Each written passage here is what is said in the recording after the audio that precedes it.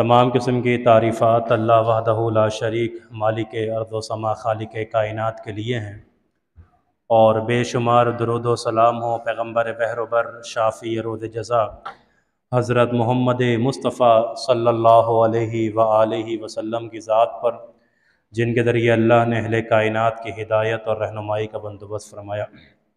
7ویں سپارے کی تفسیر کا خلاصہ آج انشاءاللہ آپ کے سامنے بیان کیا جائے گا۔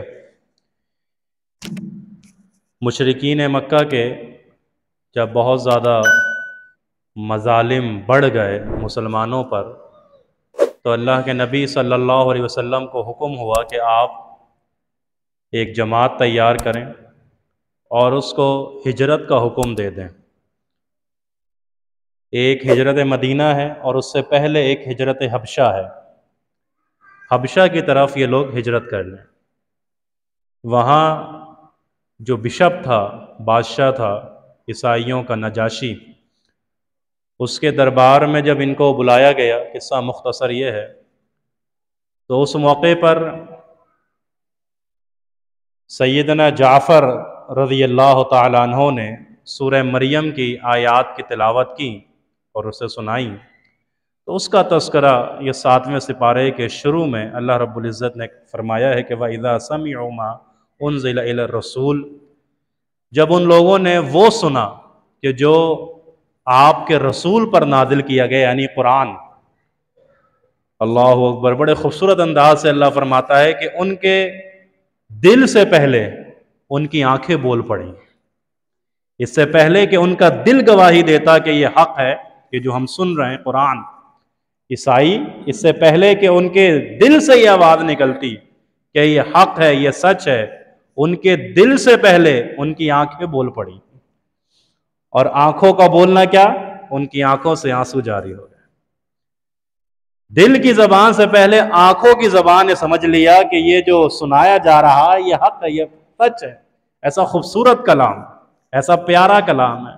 آپ تراویح میں سنتے ہیں تو یہ مبالغہ نہیں ہوگا کہ آپ جو تراویح میں کھڑے ہو کے قرآن سنتے ہیں، حافظ صاحب سناتے ہیں، یقیناً جب تک آپ کھڑے رہتے ہیں آپ کے گناہ اللہ رب العزت جھاڑتا رہتا ہے، آپ کے گناہ جھڑتے رہتے ہیں۔ تو فرمایا کہ اس سے پہلے کہ وہ یہ کہتے کہ یہ حق ہے، یہ سچ ہے، وہ دل سے کہتے، ان کی آنکھیں بول پڑیں اور وہ رونے لگ گئے۔ جس کا ذکر شروع میں اللہ رب العزت نے فرمایا 7ویں سپارے میں۔ پھر فرمایا یا ایھا الذین آمنوا، اے ایمان والو، لا تحرموا طیبات، جس چیز کو اللہ نے حلال قرار دے دیا ہے اس کو اپنے اوپر حرام مت کرو۔ حرام تو حرام ہے، حرام تو ہے ہی حرام، لیکن جن چیزوں کو اللہ نے تمہارے لیے پاکیزہ بنا دیا ہے، حلال بنا دیا ہے، اپنی منمانی کر کے اور حد سے تجاوز کر کے ان چیزوں کو اپنے اوپر حرام نہ کرو۔ اللہ رب العزت پسند نہیں فرماتا ہے ان لوگوں کو جو حد سے تجاوز کرنے والے ہیں۔ پھر فرمایا کہ تم اپنے معاملات میں کچھ قسمیں وغیرہ بھی کھا لیتے ہو، تو کچھ تو ایسی چیزیں ہوتی ہیں، ایسی قسمیں ہوتی ہیں کہ جن کا تعلق کوئی دین سے، اسلام سے، شریعت سے نہیں ہوتا۔ کوئی ماں کی قسم کھا لیتا ہے، کوئی باپ کی قسم کھا لیتا ہے، کوئی کسی کی زندگی کی قسم کھا لیتا ہے۔ فرمایا یہ تو ساری لغو باتیں، فضول باتیں، بیہودہ باتیں، لیکن اگر تم مضبوط طریقے سے قسم کھا لو، جو قسم کھانے کا حکم ہے، اللہ کی قسم تم نے اٹھا لی ہے اگر، اور پھر اگر وہ قسم تمہیں توڑنی پڑ جائے کسی وجہ سے، تو اس کا کفارہ تمہیں ادا کرنا ہے، اس کا کفارہ تمہیں ادا کرنا ہے۔ اور وہ کفارہ کیا ہے؟ فرمائے کہ 10 مساکین کو تم نے کھانا کھلانا ہے، وہ کھانا کہ جو تم اپنے لیے پسند کرتے ہو یا اپنے گھر والوں کے لیے پسند کرتے ہو، وہ کھانا کھلانا ہے۔ اگر اس کی استطاعت نہیں ہے تو پھر تم نے ان کو عمدہ اچھے کپڑے پہنانے ہیں مساکین کو، اور اگر تمہیں اس کی بھی استطاعت نہیں ہے تو پھر تمہیں ایک غلام یا ایک لونڈی آزاد کرنی پڑے گی کفارے کے طور پہ، اور اگر یہ بھی نہیں کر سکتے تو پھر تمہیں 3 دن کے روزے رکھنے ہوں گے قسم توڑنے کے کفارے پر۔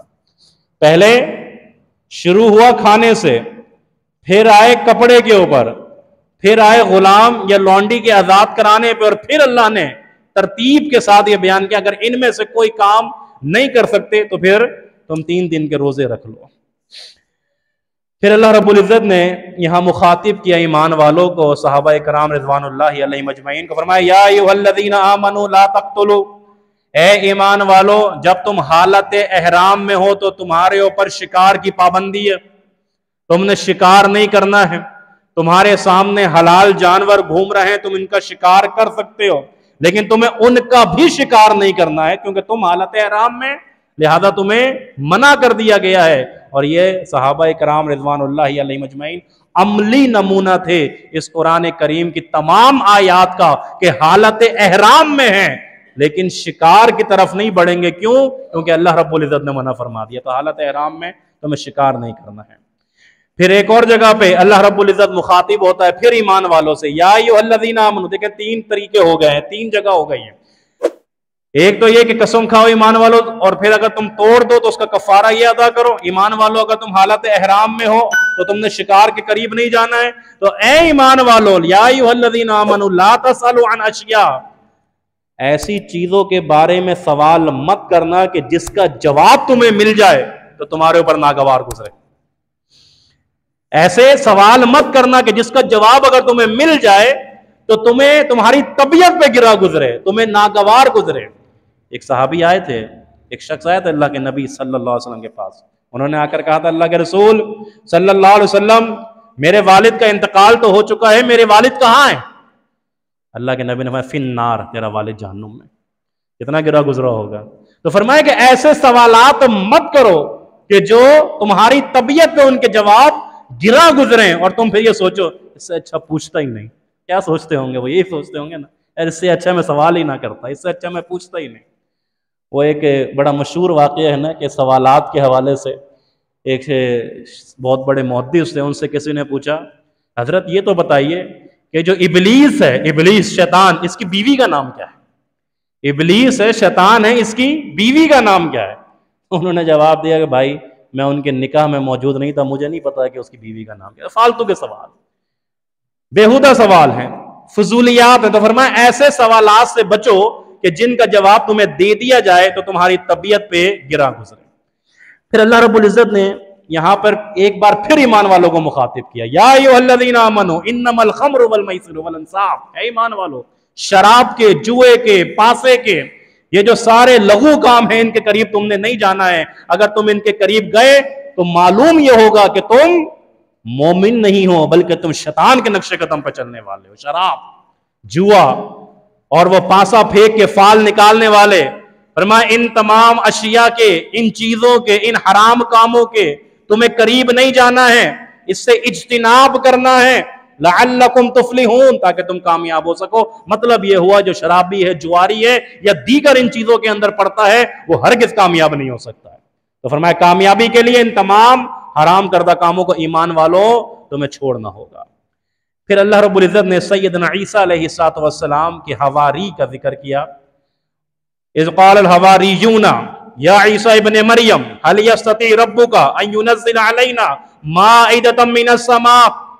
اللہ اکبر۔ کہتے ہیں عیسیٰ علیہ السلام وہ آپ کے رب میں اتنی کوئی قوت طاقت ہے کہ وہ آسمان سے مائدہ، جو میں نے کہا تھا آپ کو کہ 7ویں سپارے میں آئے گا مائدہ، مائدہ کہتے ہیں خوان، دسترخوان جو ہمیں کہا جو کھانے پینے کی اشیاء ہوتی ہیں، وہ آسمان سے اتر جائیں، وہ آسمان سے آ جائیں ہمارے لیے، تو ہم ذرا دیکھ لیں، ہمارا تھوڑا سا ایمان جو ہے وہ شاید تازہ ہو جائے، بڑھ جائے۔ اللہ اکبر۔ عیسیٰ علیہ السلام نے اللہ رب العزت سے دعا کری، اللہ رب العزت کو پکارا کہ اللہ آسمان سے اتار دے، دسترخوان اتار دے، کھانا پینا اتار دے، اور یہ جو آپ ہمیں رزق دیں گے، یہ جو آپ ہمیں کھانا پینا دیں گے، ہم اس چیز کا اعلان کرتے ہیں کہ وَأَنْتَ خَيْرُ الرَّازِقِينَ، آپ بہترین رزق دینے والے ہیں۔ آپ رازق تو ہیں، رزق تو دیتے ہیں، لیکن اللہ تو بہترین رزق دینے والا ہے، سب سے بڑھ کر سب سے اچھا رزق عطا کرنے والا ہے۔ اللہ ان کے لیے اتار دے آسمانوں سے۔ قال اللہ نے کہا ہم اتار دیں گے، ہم دے دیتے ہیں۔ آپ نے کہا نا ہم دے، یہ کہہ رہے ہیں نا، خواہش کر رہے ہیں ہم دیں، لیکن اگر یہ اس اترنے کے بعد بھی، اس نشانی کے بعد بھی، اور اس دسترخوان کے بعد، اس مائدہ کے بعد بھی اگر یہ ایمان لے کر نہیں آئے تو یاد رکھنا ایسا عذاب دوں گا کہ اس سے پہلے کسی امت کو میں نے ایسا عذاب نہیں دیا ہوگا۔ باتیں کرتے ہیں ایمان لانا، ایمان لے کر یہ کر دو وہ کر دو یہ کر دو وہ کر دو، ساری خواہشات آپ اس کے، یہ لوگ ان کی ہم مانتے رہے، چلو مان لیتے ہیں، لیکن اگر اس کے بعد بھی یہ ایمان لے کے نہیں آئے تو ہم ایسا شدید عذاب بھیجیں گے کہ اس سے پہلے ہم نے ایسا عذاب کبھی نہیں، ڈر گئے پھر یہ لوگ۔ پھر پتہ نہیں وہ بہر علماء کرام کا اختلاف ہے، وہ معاہدہ اترا کہ نہیں اترا، آیا کہ نہیں آیا، لیکن یہ لوگ ڈر گئے ہم ایمان، کیونکہ دل میں تو چور تھا نا، کہیں ایسا نہ ہو کہ اتر جائے پھر ایمان لے کے نہیں آئے تو عذاب سے ہم دو چار کر دیے جائیں۔ اللہ ہوا۔ پھر یہاں سے اسی سپارے میں سورۃ الانعام کا آغاز ہو جاتا ہے، اور یہاں ابراہیم علیہ السلام کا ذکر شروع ہو جاتا ہے، اور سیدنا ابراہیم علیہ السلام کا ذکر اس انداز سے ہوتا ہے کہ بڑا مشہور اور معروف واقعہ جو آپ سنتے رہتے ہیں کہ سب سے پہلے ستارے کو دیکھا، ستارے کو دیکھ کر کہا قال ھذا ربی، یہ میرا رب ہے، فلما افل قال لا احب الافلین، جب وہ ڈوب گیا غرق ہو گیا تو کیا فرمایا کہ یہ تو نہیں ہو سکتا میرا رب، کیونکہ یہ ڈوب چکا ہے، یہ غائب ہو چکا ہے۔ اور ایک کہنے والے نے کہا کہ جو آپ کو آپ کے وقت پر کام نہ آئے، یعنی آپ کو مدد ہے اس کی اور وہ ایک دم غائب ہو جائے، وہ ایک دم غائب ہو جائے، تو وہ دوست بھی دوست ہے کیا؟ وہ دوست کہ جو وقت آنے پہ پتلی گلی سے نکل جائے، دیکھ رہا ہے کہ دوست پھنسا ہوا ہے، دیکھ رہا ہے کہ مشکل میں پریشانی میں، اب اس دوست کے کام آنے کے بجائے پتلی گلی لے لے اور وہاں سے نکل جائے، تو یہ کیسا دوست ہے؟ یہ کیسا ہو سکتا ہے؟ اور ایک عربی کا نہیں بلکہ انگلش کا ہے کہ فرینڈز انڈیڈ ان نیڈز، تمہارا دوست لازمی ہو جاتا ہے اس وقت جب تمہیں اس کی ضرورت ہوتی ہے، ہونا چاہیے وہ دوست تمہارا۔ تو معبود کی ضرورت ہو، حاجت روا کی ضرورت ہو، مشکل کشا کی ضرورت ہو، رات ہو یا صبح ہو، وہ ڈوب جائے، وہ غائب ہو جائے، وہ ختم ہو جائے، وہ فنا ہو جائے، تو یہ تو معبود نہیں، یہ معبودان باطلہ ہے۔ چاند کو دیکھا، چاند کو دیکھ کر کہا، پھر سورج کو دیکھا، پھر سورج کو دیکھ کر کہا کہ یہ میرا رب ہے، وہ ڈوب گئے، غروب ہو گئے، ختم ہو گئے، کہا انی بریء مما تشرکون۔ اور اللہ رب العالمین کی ترتیب دیکھیے گا ذرا کہ یہ جو معاملہ چل رہا ہے نا ستاروں کو دیکھنے کا، چاند کو دیکھنے کا، پھر سورج کو دیکھنے کا، تو کہیں پہ بھی کوئی ایسا تذکرہ نہیں ہو رہا کہ قوم آ کے کوئی بات کرے یا کوئی بحث کرے۔ کیوں؟ کیونکہ ابھی تو گمراہی ہے۔ گمراہی، جب بندہ گمراہی کی طرف جب جا رہا ہوتا ہے نا تو اس کو سمجھانے والے بہت کم ہوتے ہیں، کوئی بات نہیں جانے دو۔ لیکن جیسے ہی وہ ان کی اس گمراہی کا انکار کرتا ہے، جیسے ابراہیم علیہ السلام نے دیکھا یہ تو غائب ہو گئے، ڈوب گئے، غروب ہو گئے، ختم ہو گئے، فنا ہو گئے، تو انی وجہت وجہی للذی فطر السماوات والارض، میرا رب تو وہ ہے، میں اپنے چہرے کو اپنے اس رب کی طرف کرتا ہوں جو زمین اور آسمان کا بادشاہ ہے، جو سورج چاند ستاروں کا پیدا کرنے والا ہے، خالق ہے۔ اللہ نے کہا وحاجہ قومہ، پوری قوم اس وقت آ گئی حجت کرنے کے لیے۔ یہ کیا کر دیا؟ یہ کیا کہہ دیا؟ یہ کیسے تم نے کہہ دیا کہ اللہ ہی معبود برحق ہے؟ یہ تم نے کیسے کہہ دیا کہ اللہ ہی زمین اور آسمان کا خالق ہے، مالک ہے؟ جب تک ضلالت والا معاملہ، گمراہی والا معاملہ چل رہا تھا کوئی نہیں تھا، جیسے ہی بات ہوئی ہدایت کی، بات ہوئی توحید کی، بات ہوئی اللہ کے ایک ہونے کی، بات ہوئی اللہ کی ربوبیت کی پوری قوم آ گئی اور کہا ارے یہ کیا کر دیا، یہ کیوں ہٹ گئے راہ راست؟ راہ راست وہ تھوڑی تھا، راہ راست تو یہ ہے۔ تو جب تک آپ دلالت یا گمراہی کے راستے پہ ہوں گے آپ کو کوئی کچھ نہیں کہے گا۔ جیسے ہی آپ نے کسی کی نفی کری نا فوراً اور آپ نے توحید کی بات کی، لوگ آ جائیں گے آپ کو سمجھانے کے لیے۔ اللہ اکبر۔ فرمایا پھر دوسرے مقام پہ الذین آمنوا ولم یلبسوا ایمانہم بالظلم، بڑی معروف آیت ہے کہ جو لوگ ایمان لے کر آئے اور انہوں نے اپنے ایمان میں ظلم کا اضافہ نہیں کیا، ظلم سے مراد آپ کو پتا ہے یہاں پہ شرک ہے، اولئک لہم الامن، فرمایا امن ڈھونڈتے ہو، سکون تلاش کرتے ہو، اطمینان تلاش کرتے ہو، سکون، اطمینان، امن، یہ ساری چیزیں تمہیں مل جائیں گی، آؤ اللہ کی توحید کی طرف۔ معلوم یہ ہوا کہ اگر معاشرے میں بد امنی ہے، ملک میں بد امنی ہے، عالم میں بد امنی ہے، تو اس کا مطلب یہ ہے کہ قوم شرک کی طرف گامزن ہے۔ بد امنی کی بڑی وجہ شرک ہے، تباہی کی بڑی وجہ شرک ہے، گمراہی کی بڑی وجہ شرک ہے۔ تو اگر تم امن چاہتے ہو اور ہدایت چاہتے ہو، امن چاہتے ہو، راہ راست چاہتے ہو، امن چاہتے ہو، भूख और अफलास से निजात चाहते हो, आओ अल्लाह की तौहीद की तरफ। अल्लाह की तौहीद की तरफ आओगे, मुआशरे में अमन कायम हो जाएगा। शिर्क के परखचे उड़ाओगे, मुआशरे में अमन कायम हो जाएगा। अल्लाह की वहदानियत की बात करोगे, मुआशरे में अमन कायम हो जाएगा। फलयअबुदू रब्ब हाज़ल बैत अल्लज़ी अतअमहुम मिन जू व आमनहुम मिन खौफ। इनसे कहो कि अपने रब के घर पर आए, अपने रब की इबादत करें, अपने माथे को अपने रब के सामने टिकाएं। हम क्या करेंगे? हम लोग इनकी भूख भी खत्म करेंगे, इनका अफलास भी खत्म करेंगे, इनकी प्यास भी खत्म करेंगे, और जो बदअमनी है मुआशरे में वो बदअमनी भी खत्म करेंगे तौहीद की बरकत से। सारी बरकतों का नुज़ूल होगा, सारी नेमतों का नुज़ूल होगा, पूरी दुनिया में अमन होगा, तुम्हारे मुआशरे में अमन होगा, तुम्हारे मुल्क में अमन होगा। कब? जब तुम अल्लाह की तौहीद की तरफ पलटोगे। तो तौहीद वाला जो होता है वो मुतमईन होता है, तौहीद वाला जो होता है वो सुकून के साथ रहता है, तौहीद वाला जो होता है उसके सीने में इत्मीनान उतरता है। क्यों? क्योंकि उसको पता है मेरी सारी मुश्किलात का हल मेरा अल्लाह एक है जो करने वाला है, इसके अलावा किसी की ताकत नहीं है। मुशरिक कभी इधर कभी इधर कभी उधर, कभी इससे कभी उसके, कभी इसके दर कभी उसके दर, कभी दर बदर फिरता रहता है मारा मारा, वो कभी भी अमन और अमान में दाखिल नहीं हो सकता। अमन की सबसे बड़ी शर्त अल्लाह की तौहीद है। आओ अल्लाह की तौहीद। फरमाया तुम ईमान में जुल्म की मिलावट नहीं करोगे। लहुमुल अम्न वहुम मुहतदून, हम अमन भी देंगे और तुम्हें राह रास्त भी दिखाएंगे। अल्लाहु अकबर। एक परेशान कर देने वाली आयत और झंझोर देने वाली आयत मेरे और आपके लिए। 18 अंबिया का तस्किरा करके, जिक्र करके, नाम लेके, दाऊद का, सुलेमान का, अय्यूब का, मूसा का, हारून का, यहया का, ईसा का, इलियास का, इस्माइल का, यूनुस का, लूत का, सारे अंबिया का जिक्र करके फरमाया अल्लाहु अकबर वलौ अशरकू लहबित अन्हुम मा कानू यअमलून। अगर ये भी शिर्क करते हम इनके भी अमाल बर्बाद कर देते। ये बुरगजीदा तुम्हारे, ये अंबिया और रसूल जो किसी भी उम्मत के सबसे बुरगजीदा अशखास होते हैं, लोग होते हैं।